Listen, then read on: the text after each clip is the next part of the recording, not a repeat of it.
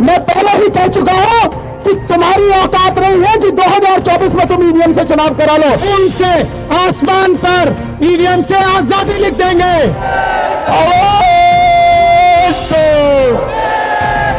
इस दाढ़ी वाले का कोई पता नहीं कब दोबारा टीवी पर अवतरित होकर और कह देगी कल से नोट यहां पर जो है वोट देने का अधिकार भी बंद है। और इस देश में जो सारी बीमारी की जड़ है, इस प्रधानमंत्री उसका घेराव करेंगे। मैं समझता हूं मोदी की आंख खुल गई होगी, इलेक्शन कमीशन की नींद होगी कि उनका अंत अब निकट है, इसके बाद कुछ रहना नहीं है।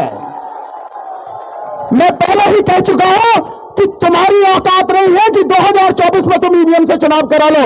ईवीएम से नहीं, 2024 में केवल बैलेट पेपर से चुनाव होगा। यह तो अभी अंगड़ाई है, यह तो अभी शुरुआत है जन आंदोलन की। इसके बाद जो जन आंदोलन होना है उसकी कल्पना में भी नहीं है, उनके कल्पना से बाहर है जो जन आंदोलन अब होने वाला है साथियों। और देख रहे हैं आप, एक एक चेहरा, एक एक व्यक्ति, एक एक संस्थान उसके कपड़े उतरते चले जा रहे हैं और नंगा होता चला जा रहा है। नंगा होता चला जा रहा है कि कैसे election commission of India election commission of Modi बन चुका है। इलेक्शन कमीशन ऑफ मोदी, और किस तरह से Bharat electronics limited BJP electronics limited बन चुका है। 7 में से 4 डायरेक्टर बीजेपी के पदाधिकारी, और सब कुछ किस तरह से सॉफ्टवेयर डेवलप किया जाता है, किस तरह से उसमें सोर्स कोड डाला जाता है, और किस तरह से जो चिप है उसके साथ में जोड़ा जाता है। अब कुछ पर्दा तो नहीं रहा, किसी के भी सामने कुछ बचा तो है नहीं। इस सब के बावजूद भी अगर उन्हें समझ में नहीं आता है कि इस ईवीएम को सम्मान के साथ बंद कर दे, नहीं तो इस बार 2024 में 2 काम होने हैं। 2 काम, मोदी जी सुन लो आप भी, और इलेक्शन कमीशन जो गुलामी कर रहा है मोदी जी की, जो पलवे चढ़ रहा है मोदी के, वो इलेक्शन जो डराता है लोगों को, हमें आके डरा, हम बताएंगे तुझे कैसे डराता है, तेरी औकात हम बताएंगे क्या है तेरी औकात। वो इलेक्शन कमीशन इस बार 2 का अंत होगा, 2 का।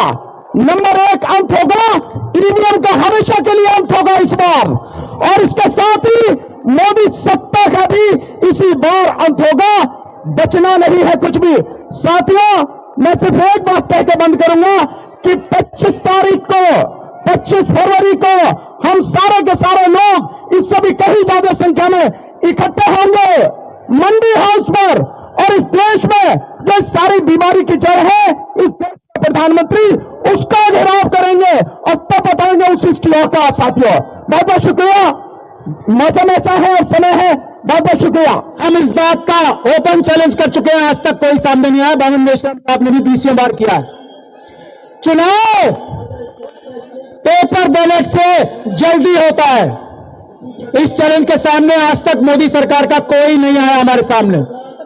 चुनाव सस्ता पेपर बैलेट से होता है, चुनाव सुरक्षित पेपर बैलेट से होता है। इसका कोई जवाब किसी के पास नहीं है। ईवीएम धोखा ही धोखा है। ईवीएम से चुनाव महंगा होता है, ईवीएम से चुनाव देर से होता है, और ईवीएम से सारे बैलेट पेपर्स, सारे बूथ एक साथ लूटे जा सकते हैं। ऐसा ईवीएम का धंधा है, गोरख धंधा है। तो हम यही कहना चाहते हैं, हमारी एक छोटी बहन डॉक्टर ऋतु भी एक लड़ाई लड़ रही है।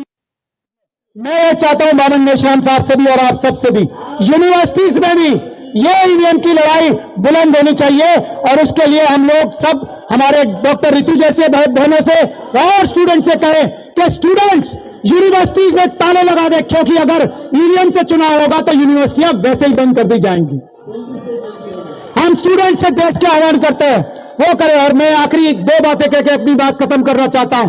पहली, ये हम लोगों की लड़ाई नहीं है, ये देश की जनता ने अपने ईमानदार नौकरों को, हम सबको ये आदेश दिया है कि उठो और ईवीएम को खत्म कर दो, पेपर बैलेट से चुनाव कराओ। यह देश की जनता का आह्वान है, देश की जनता का आदेश है। किसी नौकर की, किसी बेईमान नौकर की, किसी प्रधानमंत्री जो बेईमान नौकर हो चुके हैं, किसी होम मिनिस्टर की जो बेईमान नौकर हो चुके हैं, किसी सुप्रीम कोर्ट के जज की अगर वो ईमानदारी से, किसी चुनाव आयोग की जो बेईमान नौकर हो चुके हैं, उनकी ताकत, औकात और हिम्मत नहीं है कि पेपर बैलेट से चुनाव ना करने दे, ईवीएम से चुनाव कराने की जरूरत करे। यह ऐलान करते हैं हम देश की जनता की तरफ से। दूसरी और आखिर बात, ईवीएम के खिलाफ हम भारत के संविधान और कानून के माध्यम से हम अपने खून से आसमान पर ईवीएम से आजादी लिख देंगे, क्रांति लिख देंगे। चुनाव सिर्फ पेपर बैलेट से होंगे और अपने खून से आसमान पर पेपर बैलेट लिख देंगे। जय भीम, जय संविधान, जय भारत। ये आखिर ये भरोसा, ये विश्वास मोदी जी में और बीजेपी के नेताओं में कहां से आता है कि वो कहते हैं अब की बार 300 पार तो 300 पार आ जाती है, और इस बार कह रहे हैं अब की बार 400 पार। तो ये कहने का भरोसा उनमें आता कहां से है? कहने का भरोसा उनमें उस ईवीएम से आता है जिस ईवीएम को भारत इलेक्ट्रॉनिक्स लिमिटेड बनाती है, ECIL बनाती है, और उस कंपनी के 7 डायरेक्टर में से 4 डायरेक्टर बीजेपी के पदाधिकारी हैं।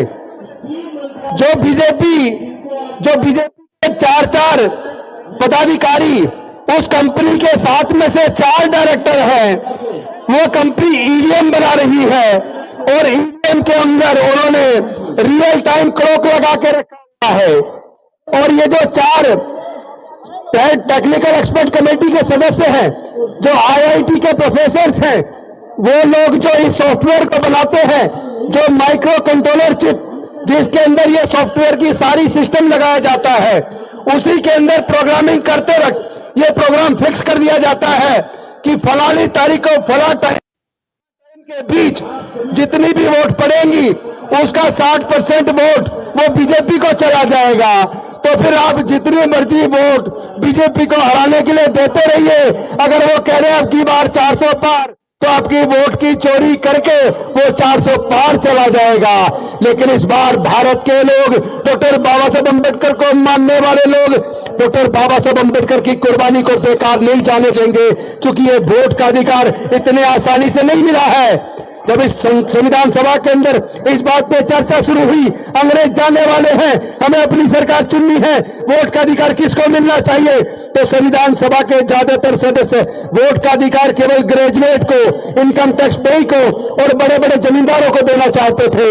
लेकिन डॉक्टर बाबा साहब अम्बेडकर जी ने सोचा, इस मनुस्मृति की वजह से जो धार्मिक बंदिश थी, हमारे लोगों को पढ़ने का अधिकार नहीं था, तो हमारे लोग ग्रेजुएट नहीं बन पाए। हमारे लोगों को व्यापार करने का अधिकार नहीं था, तो हमारे लोग व्यापारी नहीं बन पाए, तो इनकम टैक्स पेई भी नहीं बन पाए। हमारे लोगों को संपत्ति का अधिकार नहीं था, तो हमारे लोग जमींदार भी नहीं बन पाए। इसका मतलब ये लोग भारत के दलित, पिछड़े, आदिवासी को और महिलाओं को अधिकार नहीं देना चाहते। लेकिन डॉक्टर बाबा साहब अम्बेडकर संविधान सभा के सामने अड़ गए और इस बात को उन्होंने पूरे संविधान सभा को मानने के लिए मजबूर कर दिया कि भारत में रहने वाले सभी लोगों को, अमीर हो या गरीब हो, स्त्री हो या पुरुष हो, पढ़ा लिखा हो या अनपढ़ हो, सबको एक वोट का अधिकार मिलेगा। 1 वोट 1 वैल्यू, यानी आपका एक वोट होगा और सबकी वोट की कीमत बराबर होगी। लेकिन ये जो ईवीएम के माध्यम से हमारी वोट की चोरी हो रही है, इस तरीके से ये डॉक्टर बाबा साहब अम्बेडकर की कुर्बानी को बेकार करना चाहते हैं। इतनी आसानी से हमारे पढ़ने के रास्ते इतनी आसानी से नहीं खुले हैं। ये जो नौकरी का रास्ता मिला, तरक्की का रास्ता खोला, ये इतनी आसानी से नहीं हुआ। इसको दिलाने के लिए डॉक्टर बाबा साहब अम्बेडकर जी ने अपने 5 में से 4 बच्चे गंवा दिए, अपनी जवान पत्नी माता रमाबाई को गंवा दिया। तो हमारा सब कुछ इन्होंने जो लूटा है, ये अब चूंकि बाबा साहब ने जो रास्ता खोला था, इन्होंने शिक्षा को महंगा करके वो रास्ता बंद कर दिया और सब कुछ प्राइवेटाइज करके नौकरी का रास्ता बंद कर दिया, ठेकेदारी पर चला दी और अब ईवीएम के माध्यम से हमारी वोट की ये चोरी करते हैं। मैं वामन मेश्राम जी का धन्यवाद करता हूं।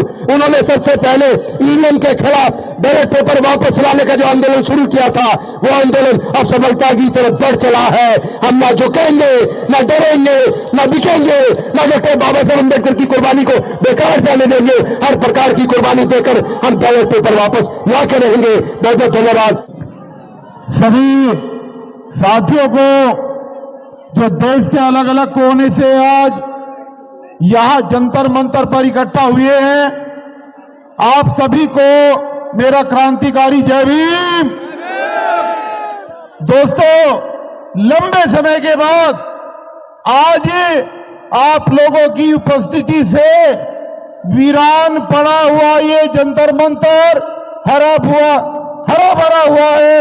इसलिए तमाम साथियों का दिल की गहराई से देश की राजधानी में स्वागत है। और जो ये आंदोलन आदरणीय मेश्राम साहब की अगुवाई में चल रहा है और जो उन्होंने शुरुआत की थी, आज ये देश के कोने कोने तक पहुंच गया है और हम सब लोग, पूरे देश के लोग इस आंदोलन में ईवीएम को हटा करके देश में बैलेट पेपर से चुनाव कराने के लिए आज दृढ़ संकल्प है। और आज सब लोगों को ये कसम लेनी चाहिए, ये संकल्प लेना चाहिए कि जो लोग इस देश के अंदर संविधान बचाने की बात करते हैं, वास्तव में अगर संविधान बचाना है तो जब तक ये ईवीएम नहीं हटेगी, जब तक देश में संविधान नहीं बच पाएगा। तो आइए हम सब लोग मिलकर के एक बड़ा सा नारा लगाएं और आज से ये संकल्प लें, मेश्राम जी संघर्ष करो। भाई कुछ आरएसएस के लोग भी आए हुए हैं क्या? नमस्कार, मैं हूं जावेद आलम। आपको यह वीडियो पसंद आया हो तो आप लाइक, कमेंट, सब्सक्राइब जरूर करें ताकि आने वाले हर नई वीडियो का अपडेट मिले आपको सबसे पहले। आप देखते रहिए एलकेपी न्यूज़।